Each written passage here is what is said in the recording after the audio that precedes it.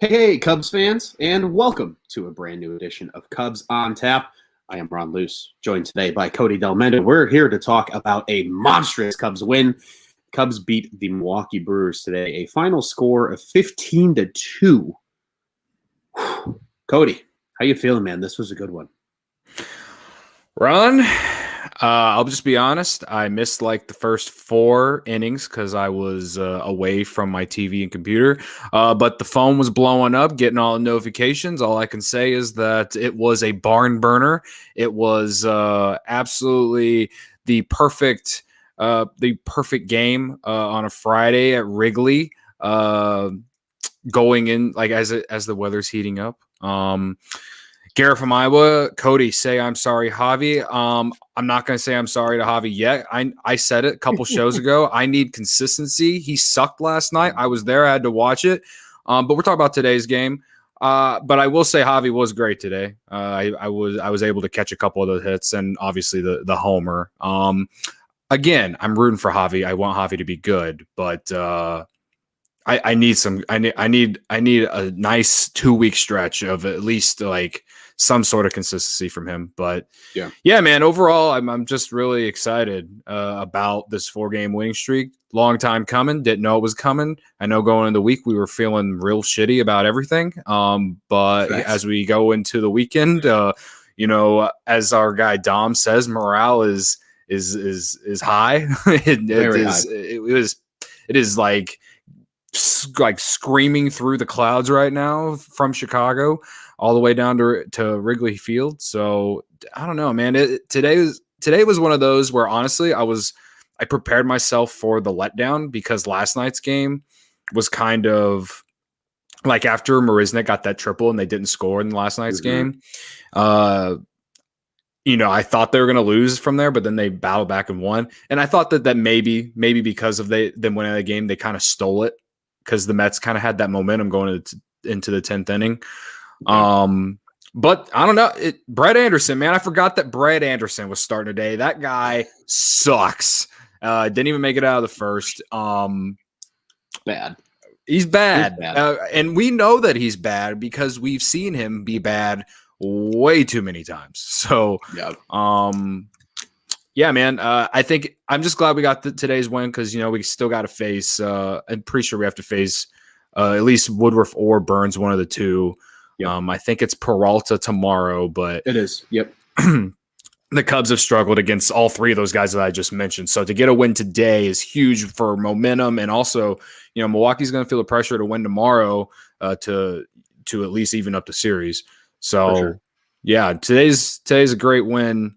And yeah, man, there's not really anything to complain about. There's hits all across the board. And I mean, again, Javi was great. So yeah, I was going to say, man, there's not a lot. There's nothing really to bitch about. And that's the nice thing about these games. It's just like, you can just feel good about what happened. It was nice seeing everybody hit. And I think the nice thing, and at least what was encouraging to me during this game was they continued that small ball that they've been playing. And obviously, yes, they hit homers today. I know people are going to be like, well, they hit homers today. Yes, I know they hit homers today. That Rizzo homer, beautiful. The back-to-back with Javi, beautiful.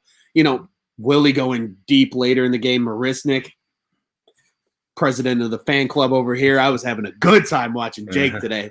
But, that's all good and dandy, but it was nice seeing them again do what they've done the last handful of games, and that's station to station, singles, doubles. They were doing a lot of that today, too. KB had, 3 hits today before they finally pulled him?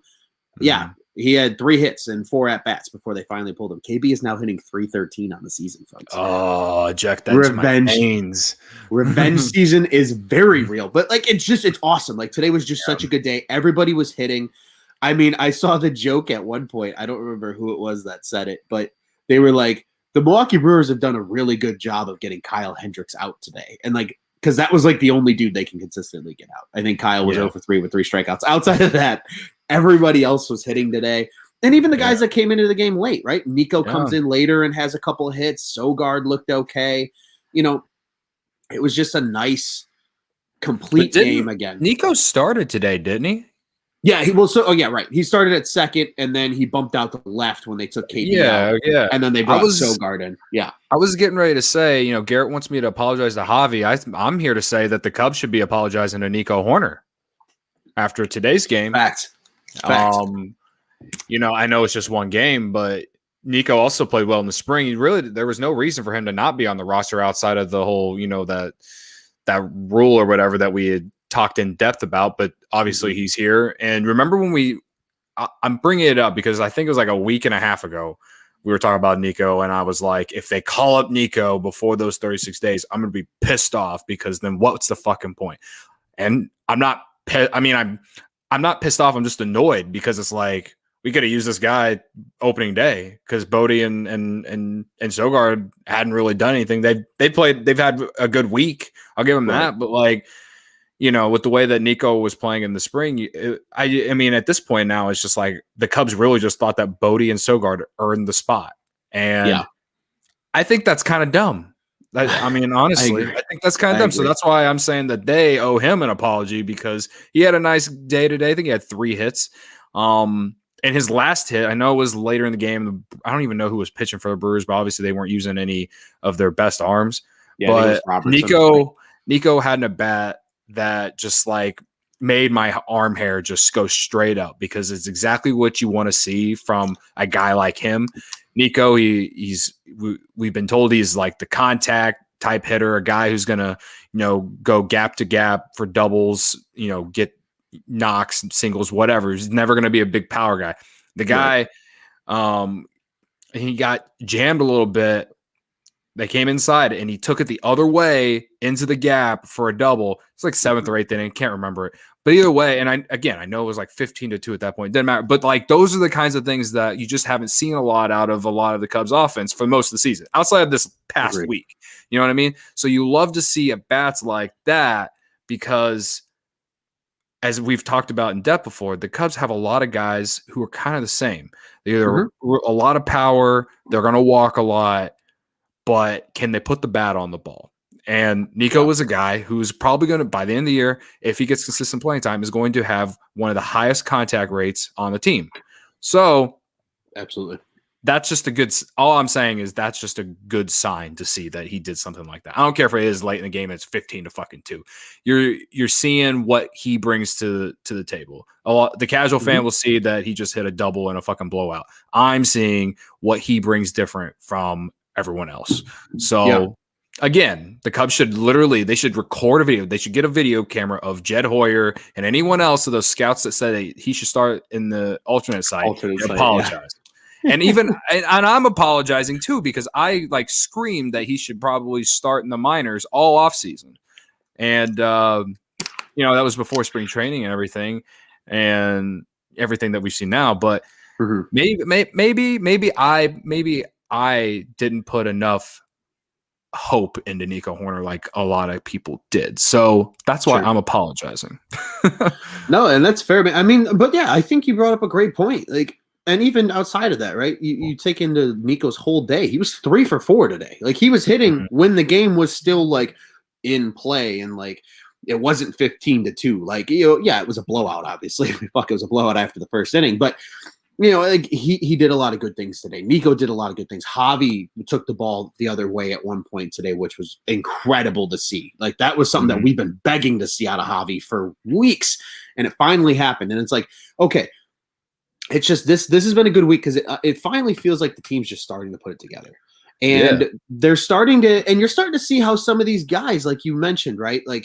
The Cubs have a lot of guys that are the same. They have the Rizzos, the Bryants. I mean, Bryant is a very complete hitter, let's be honest. He's showing it this year at least. But your Javis, your Rizzos, your Jock Petersons, your Ian Happs, kind of, sort of. But now you got guys like Jake Marisnick, who is a really nice balance of just kind of everything. You've got guys like Nico Horner. You got guys like Eric Sogard. It almost feels like they Matt Duffy. Don't forget Matt Duffy, bro. No, and actually, I agree. He's a perfect example of that too. They finally have guys that can come in and actually do well. They're not just guys that are, Joe Schmo needs a day off. It's no. We know we can insert, Matt Duffy or, hell, I was there the other night when it was 16-4. That lineup looked very different than it's ever has. There was no Jason Hayward. There was no Jock Peterson. Like, it was. I was going to say that, like, against, how last year they really struggled against lefties. Yeah. Me and Juice talked about it the other day. I think it was going into the first lefty. I think it was either going into the first game against the left-handed pitcher they had to face against the Mets. Mm-hmm. And we were like, it's going to be a test. And they're firing all cylinders against these left-handed starters this week. They're not Clayton Kershaw, but like, you love to see it, because last year the Cubs couldn't hit any left-handed starters. None. Mm-hmm. It didn't matter who they were. Couldn't hit any of them. So to see it against even ones who aren't necessarily known is encouraging, especially because, they're going to have to face some tough lefties coming up, and, get this, get on the right track against them now, and, have that confidence when you go up against them. But I do like these lineups that David Ross has been making against the left hand. I love getting Matt Duffy in the game. I know it's mainly because Jock Peterson's been out, but like, I've watched like 5 or 10, anywhere between 5 to 10 at bats from Matt Duffy, and I was like, this guy needs to play more. And he's getting his shot this week, and he's been playing really good. He has all across the board. Like, there's nothing that you can really complain about the guy. He's just like a serviceable player who goes out there and does his job. And it goes the same thing with Jake Marisnick. Like you said, that outside of the fact that he has great hair when he's running the bases, like he actually is a decent player. He plays great defense in the outfield, and he puts the bat on the ball. He got the triple last night, contributes a lot today. Like, a lot of them, the thing about all of them is that they just put the ball in play. And that's the thing that, like, we really missed last year, and a lot of what we really missed at the beginning of this season, even though we're still in April, but like the first couple weeks, I mean, we had to be, we still might be, I don't know, but we, like, towards the bottom of the league and like contact rate, whiff percentage, like bad. So we can't possibly be there now after scoring all these runs this week. But I think these guys are opening David Ross's eyes, and, come May, June, whatever, I don't know. But like, some of these guys might be earning more playing time. I mean, I'm not saying it's going to happen, but like, if Ian Happ continues to struggle like he really is, like David Ross, like, especially if he goes up against a left-handed starter, he might be putting in, Jake Marisnick, because Ian Happ's a better hitter against right-handed pitching, Yeah. So but I mean, at least the nice thing is for Ross too, right? Like, just kind of elaborate on that point. The nice thing for Ross is he has options, because this team is deep. And I think this team is a lot deeper than it's really ever been, because, at least in recent memory. Obviously, that 16 team was unbelievably deep. But like, now, over the last couple of years, they really haven't had the same depth. You know what I mean? Like, they struggled to find a center fielder. Now you have 2 guys that can play center on a daily basis that can actually contribute. Ian Happ being one of them, that is a little bit more of a known product, obviously, especially to Cubs fans. And then Jake Marisnick, who is a guy that's been very serviceable across his entire career. He plays all 3 outfield spots, which, again, something the Cubs have desperately lacked, because they've never really had a center fielder since Dexter Fowler left. Now they have 2 of them, and sure, you have the crowd that says Ian Happ's not a true center fielder. That's fine. But Jake Marisnick is a true center fielder. So you at least have 1 on the roster. You have 2 guys that can serviceably play the position and hit. You have, plenty of guys that can play left field. Obviously, we saw Chris Bryant out there today. You saw a little Nico Horner out there today. Ian Happ can slide over to left and not even miss a beat. So you have plenty of versatility now. And a lot of these guys they brought in that you mentioned, Matt Duffy can play multiple positions if he absolutely needs to. Eric Sogard can do the same thing. So like, it's so nice just seeing them be deep again, because I feel like when this team is deep and, like you said, can get the bat on the ball, put the ball in play, they just do so much better than when it's the old, what we've seen over the last 4 years, where it's either boom or bust. It's either strikeout or home run, and now it's not that anymore. And again, it's 1 week, we take it week by week. It's a long season, but at least they're finally starting to do it. We were starting to get nervous that this whole season was just going to be, they're going to have 1 game where they win 5-1 and it's because they hit 3 homers, or, they're going to strike out 18 times in a game and they're only going to be able to square, 2 hits across the board. Now, today, I mean, they had 13? No, more than that. It had to be way more than 13 hits. At one point, it was at 13. Yeah, 17 hits today. I mean, they're just everybody's hitting, everybody's making good contact. It's just, again, just refreshing to see. And it really hasn't mattered lefty righty because most of these guys are just hitting. And that's refreshing too. And in fairness too, you mentioned just really quick, I didn't want to forget this because I think this is important to mention. On Wednesday night, the game that I was at, Peterson pitched for the Mets.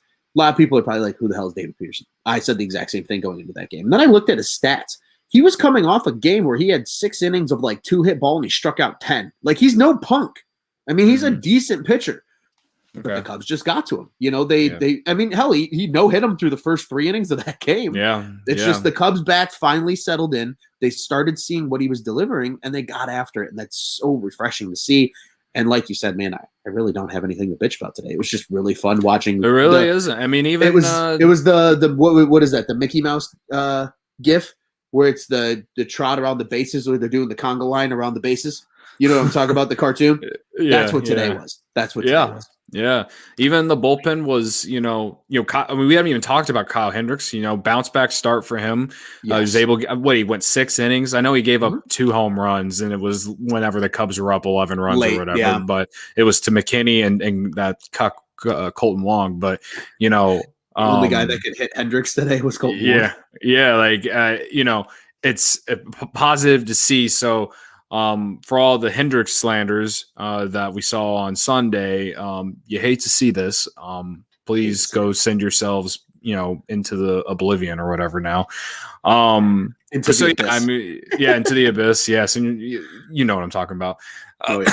So that's great. The bullpen, I thought it was nice to see Kyle Ryan. I know he's called from the alternate side today. I think he went 2 innings, which was, a good way to, save arms because you guys talked about it last night, need the starters to at least go 6 more consistently to save the bullpen.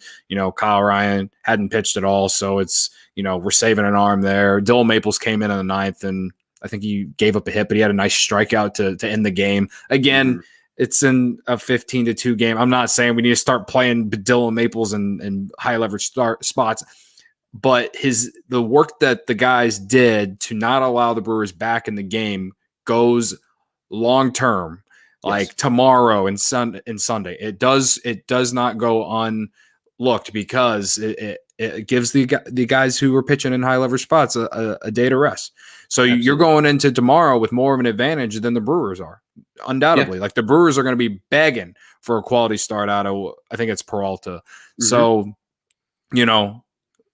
I mean, I guess that's a good way to transition if you want, but I'm just saying, I agree, man. Yeah. Just to quickly reiterate about the pitching too, just so, those that maybe didn't watch can see some numbers. Kyle Hendricks today goes 6 innings, gives up 6 hits, the 2 home runs, as you mentioned, which were the only 2 runs he gave up for the whole day. He only walked 1.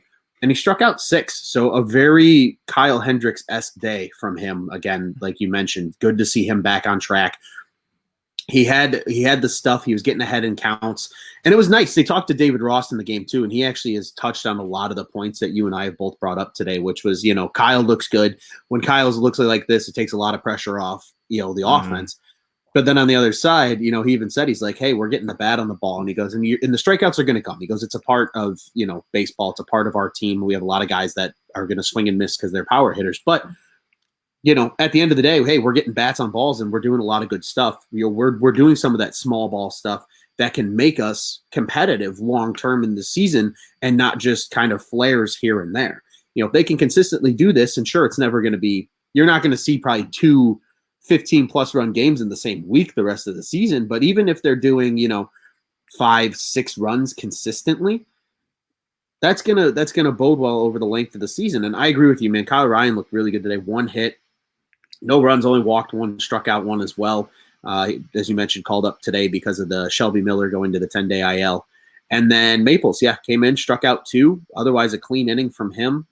Like you said, sure, it's garbage time, but it gives these guys that are the questionable players time to work on their stuff. And Maples worked on his stuff. He looked good. Like you said, that big curveball hook at the end there to freeze Vogelbach to end the game was nice. I mean, so I agree with you, man. That's a lot of good things today, man. It's like we could just sit here and break down everything that happened. Willie going deep. And I mean, literally everybody got in the action. And it's refreshing to see, man. But do you have any last thoughts on this one before we look ahead to tomorrow? No, not really. I mean, I guess I would like to, ask Anthony Rizzo to hit a home run when I'm actually there. I've never seen Anthony Rizzo hit a home run live. And of course he hits one today, the day after I go. Really? So yeah, never seen Rizzo hit a bomb, in person. Wow. Yeah, basically what I'm saying is that there's nothing to complain about today, man. Like today was a great day. Tomorrow's going to be awesome. Me and you are going to be in section 216 and we're going to, we're going to be chirping the umpires if they make another egregious call like they did in I think it was the 9th inning yesterday, whatever one. Everyone knows what I'm talking about. It was the steal that they called out on Chris Bryant that was clearly safe, whatever. Garbage. It was awful, absolutely awful. I literally yelled at the umpires. I was telling them all to go jump in the Lake Michigan for being so stupid. But yeah, no, that's awesome. It's gonna be great. Tomorrow's gonna be a good one. Sure is. So yeah, let's get to it. Yeah, man, let's get to it. And like you said, you and I are going to be together for that one tomorrow. It's going to be an absolute blast, and we'll be at beautiful Wrigley Field tomorrow for Brewers Cubs once again. It is another beautiful 120 first pitch on a Saturday. It's going to be nice. I know there's potentially rain in the forecast. We're going to do a rain dance or something tonight to make sure that doesn't happen because we want baseball to be played. We don't want to get wet. You know the drill. But the usual places to listen and watch the games, again, if you're in the Brewers market, WTMJ 620 in Valley Sports, Wisconsin for you, 670 The Score and Marquee Sports Network for those in Chicago. WRTO 1200 is also a radio station you can listen to the game. As you mentioned earlier, Cody, Freddie Peralta is pitching for the Brewers tomorrow. Freddie Peralta is 2-0 on the season. He has a flat 2 ERA, and he has 31 Ks. And on the Cubs side, very excited for this. We got Adbert throwing tomorrow for the Cubbies. Alzolay 0-2 on the season, 6.10 ERA and 10 Ks. So, Cody, I'll turn it back over to you, man. Let's talk a little bit about tomorrow and get a fly the W player before we get out of here. All right, a few things. I did not know rain was in the forecast, so everyone who's listening, please send thoughts and prayers because I do not want to go and go all the way in the city. I live an hour outside the city in north suburbs. I do not want to commute all the way to Chicago only for the game to be rained out, in which I would just, what else am I going to do? I guess I would have just come home, or I guess we can go get plastered as sluggers if you want, Ron. And that was going to be that brings me to point 2. Ron, don't drive tomorrow. Just hop on the train like I am. Meet up at Union with me. We'll both just Uber to the ballpark, and we'll just have ourselves a nice little day, man. That's. I guess that's not game. Well, I think it is game related actually, but we'll talk when we get off air. 3. This is more game related. Albert Alzolay was great against Milwaukee in his last start. I know it feels like it's been 10 years since his last start. It was because the Cubs sent him down to the alternate side so they could bring someone up. It was roster related. It wasn't because he was bad, because he was great in Milwaukee. Mm-hmm. He deserved to win that day. Remember, that was back when the Cubs offense was absolute garbage. So hopefully if we get the same offense that we've been getting this week, it'll be much better. And he can sneak out a win. But I think Milwaukee's offense, they didn't show us anything that's any different than what we've seen already this year. So I'm looking for more offense like we're seeing. I'm not asking for 15 runs. I'm asking for I feel like if the Cubs can put up 4 runs tomorrow, they're going to win. So if you give me 4 runs tomorrow, give me 6 strong innings from Albert Alzolay, because I think he has it in him. I think he is everything that you want in a potential ace starter in the next year or two. I guess my fly W player, obviously it's Andrew Chafin. Again, when I go to Wrigley Field, Andrew Chafin just absolutely goes out there and just shoves baseballs down everyone's throat. He is a gazelle. I think Obvious Shirts replied to one of my tweets and said that he is a gazelle. Shout out to Joe. But big shout out. I would agree he is a gazelle. I love the memes, by the way.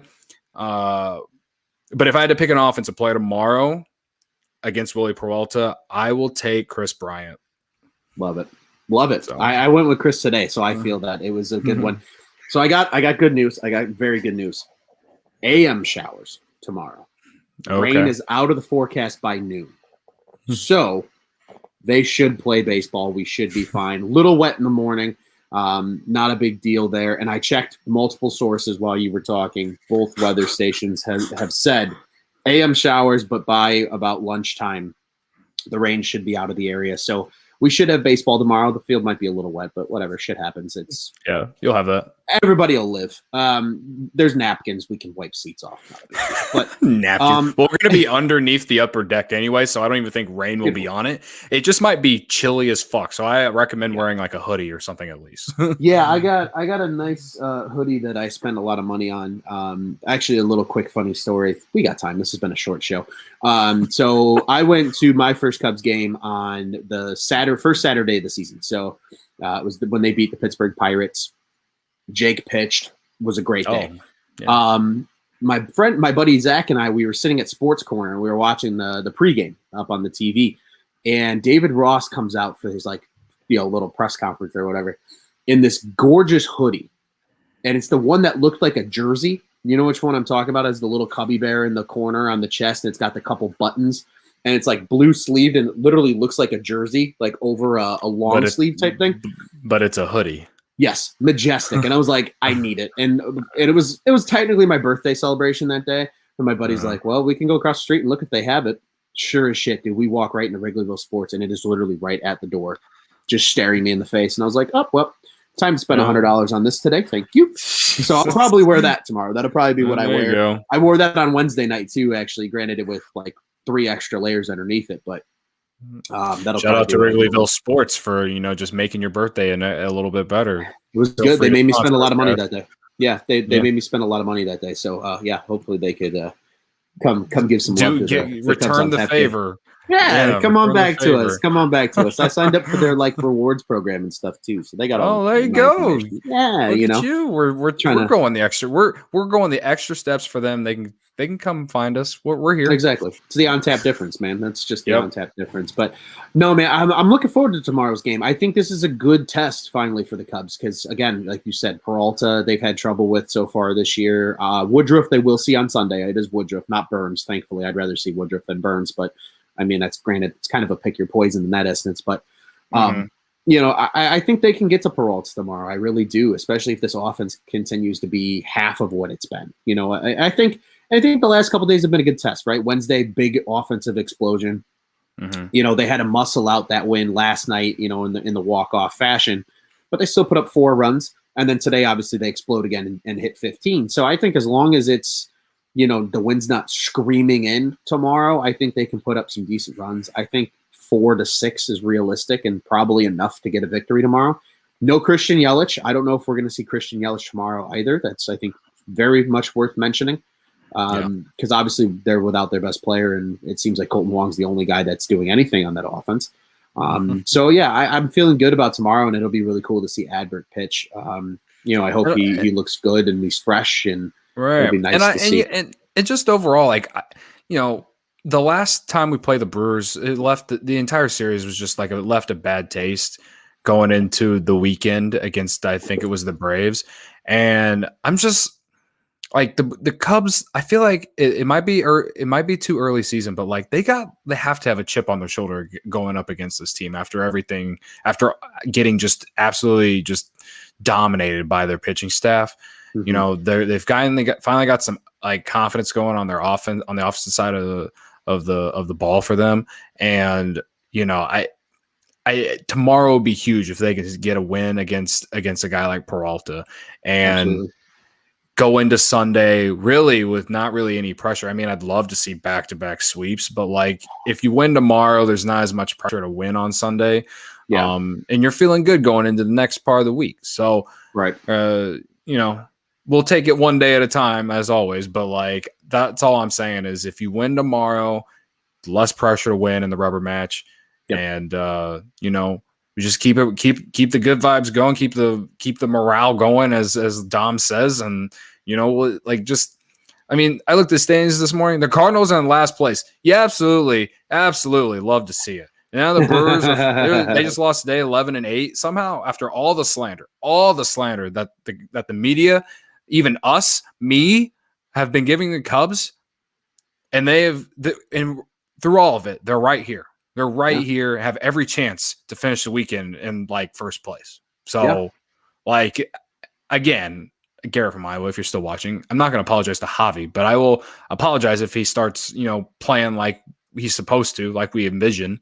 And, I will apologize to all the other guys before him. That's for sure. But I think that we're rolling right now, man. And it seems like a long time coming. So I just, let's go to Wrigley tomorrow and just have ourselves a day and fucking win a baseball game. I don't care how we do it. I don't care how it happens. Just win a baseball game and just, take that momentum into the day after and just keep doing it over and over. And we'll see where we end up. Hell yeah, man. Yeah, and I'll tell you what, for you, Cody, I know manufactured runs makes your arm hair stand up. Just straight up. Back to back sweeps would make my arm hair straight up. Hell yeah. Straight up. And then some, dude. It might give me chills. It might give me just a rush of adrenaline. I don't even know. I'm gonna be in literally a glass case of emotion if the Cubs can go back to back sweeps. Especially against the Brewers, because it's the Brewers.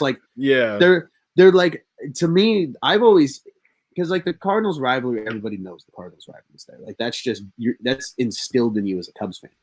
The Brewers are just that little brother that's like kind of come up over the last few years and been that pain in the ass, and I almost hate them sometimes more than I hate the Cardinals. So it would be just as satisfying. It's because their fan base, like they just like to just eat whatever they can to just like try to get under Cubs fans' skin, even though like they have nothing better to do. They don't really have another rival. The Brewers are to the Cubs what the Nashville Predators are to the Chicago Blackhawks. That's exactly what it is. It is literally exactly that.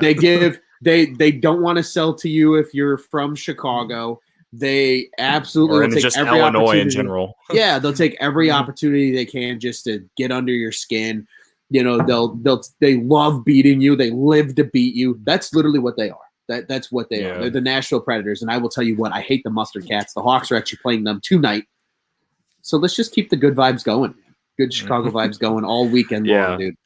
But that, and then Milwaukee, every time I go to Milwaukee, it's not hard to find L flags. And every time I see them in Milwaukee, especially, I just laugh because it's like you expect it in St. Louis. You even expect it if you go to South Side of Chicago.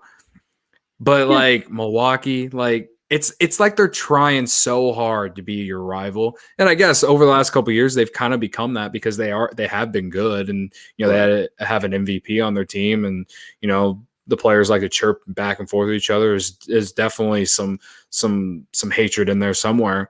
But as a whole, for like our entire lives, like I didn't start hating Milwaukee until like 2019, man. Like it's kind of just whatever. That's what it's always going to be. I hope someone sends this to a Brewers fan and they get super triggered. I really do, because I don't give a shit. They can then come find me on the internet and slide my DMs, tell me to go die or some shit, and I will just laugh because you're a Brewers fan. I mean, that's just how I feel about them. I think a very good opportunity for that, Cody, is you clip this and you use the what is it, the hashtag Brew Crew or whatever? Is there like this is my crew? This is my crew, and just let them go to town and see what's up, man. If you want it, hey, I'm sure they'll come and they'll come a ringing. That'll be fun. Fight with a bunch of Brewers fans after that Wilson Contreras BS a couple weeks ago. I don't know if I want any more of that, just because it's so freaking annoying. Yeah, exactly. It's annoying. I like your pick though, by the way, for Fly the W. I think obviously Chris is a good one this year. I'm kind of torn on this one. I'm going to go with just Mr. Steady, Mr. Reliable, put a C on his chest. I'm going to take Anthony Rizzo tomorrow. I think he gives you that first home run in person tomorrow, Cody. Yeah, I hope so, man. Tomorrow. I think Riz goes deep. I think it's a good day for the Cubs offense yet again, and hopefully we'll be experiencing a win in person, both you and me. So, well, sir, this was a fun time as always. I do want to remind everybody, Cubs on Tap, the official Cubs podcast of the On Tap Sports Network. You go ahead and check us out, www.ontapsportsnet.com and at ontapsportsnet on social media. You can find all of our literature and podcasting works there. If you want to follow the Cubs-specific account, us, Cubs on Tap, you can follow us on Twitter and Instagram at Cubbies, Cubbies, on Tap. And then you can follow myself at Loose on Tap and Cody at Cody on Tap on Twitter. Let us know. Hey, let us know if you're going to be at the ballpark tomorrow. Say hi. Section 216. We will be in section 216, just where I've been the last two games I've been to. We'll be loud. We'll be chugging beers. We'll be having a good time. We'll be having a great time. So if you're out there, feel free to DM us and just don't be creepy about it. That's weird. So. just come say hey, and we'll have some fun. But once again, www.ontapsportsnet.com and at OnTap Sports on social media, the OnTap Sports Network. Go ahead and check out what's on tap in Chicago sports. All right, Cody, we'll get out of here the only way to for everybody listening. We will be back on Sunday. There will not be a podcast tomorrow, but make sure to follow along with the social accounts. There will be plenty of content from our day at Wrigley. We will be back after Sunday's game, hopefully talking about a sweep. At least a series victory would be nice. And it should be a little more of an expanded crew as well for that show. We know Juice should be with us for sure, and possibly Joe as well. So, Cody, let's get out of here. The only way we have to, man. Let's go Cubbies. Let's go Cubs.